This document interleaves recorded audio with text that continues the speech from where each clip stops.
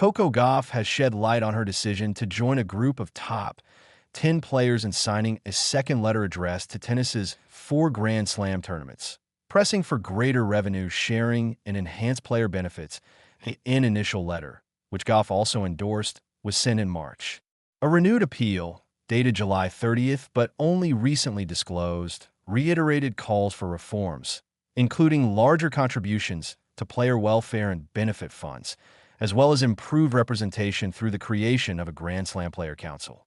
The signatories also demanded that prize money reflect the scale of revenues generated by the majors. According to The Athletic, the letters urged the Grand Slam tournaments to contribute to pensions, healthcare, and maternity provisions, while ensuring a more equitable distribution of earnings across all levels of competition.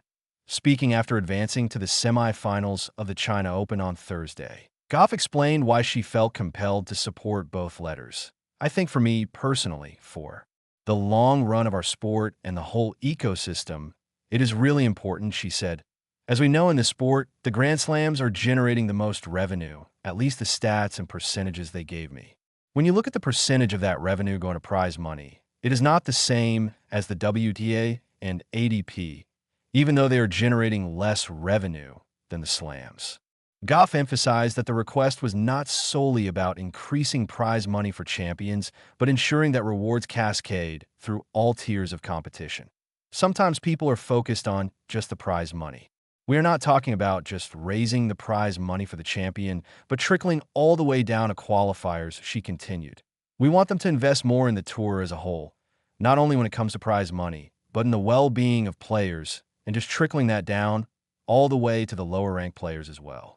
Our 200th best player, 300th best player are struggling to make ends meet. In other leagues, it is not that common, especially with the revenue that tennis is generating."